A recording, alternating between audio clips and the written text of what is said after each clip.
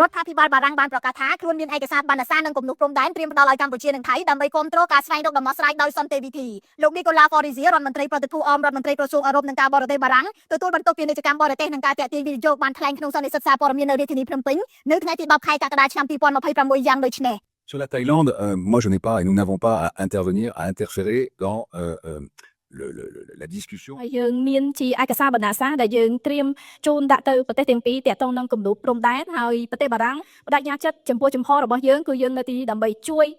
ប្រទេសទាំងពីរនៅក្នុងការដោះស្រាយចំនួនតាមបែបសន្តិភាពតាមបែបយោគយល់គ្នាតាមបែបពិភាក្សាគ្នា លោកនីកូឡា Faurizia បន្ថែមថាបារាំងគ្រប់គ្រងកិច្ចព្រមព្រៀងបទឈប់បាញ់ថ្ងៃទី27ខែធ្នូឆ្នាំ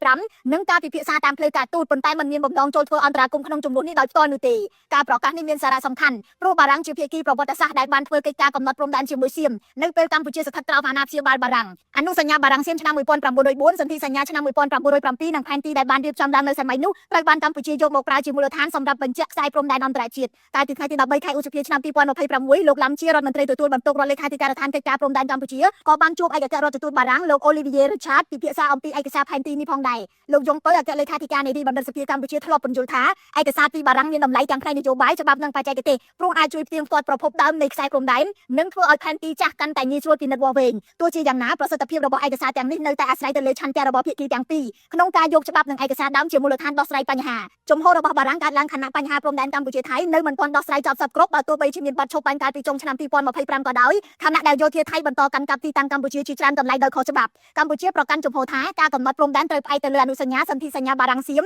និងផែនទីខ្នាត1លើ200,000ខណៈដែលថៃសង្កត់ធ្ងន់ទៅលើផែនទីបច្ចេកទេសដែលខ្លួនគូសវាដោយខ្លួនឯងដូច្នេះឯកសារបណ្ណសាររបស់បារាំងអាចជួយបន្ថែមភាពច្បាស់លាស់ផ្នែកប្រវត្តិសាស្ត្រនិងបច្ចេកទេសប៉ុន្តែបារាំងមិនមែនជាអ្នកកាត់សេចក្តីថាតំបន់ណាមួយជាកម្មសិទ្ធិរបស់ភាគីណាមួយឡើយលោកនីកូឡា Faurizia បានបំពេញទស្សនកិច្ចនៅកម្ពុជានៅថ្ងៃទី9និងទី10ខែកក្កដាឆ្នាំ2026ដែលជាផ្នែកមួយនៃការត្រៀមសម្រាប់ដំណើរទស្សនកិច្ចរបស់ប្រធានាធិបតីបារាំងលោក Emmanuel Macron មកកម្ពុជានៅខែវិច្ឆិកាឆ្នាំ2026ខ្ញុំរស់សុធាពី News Today on DTV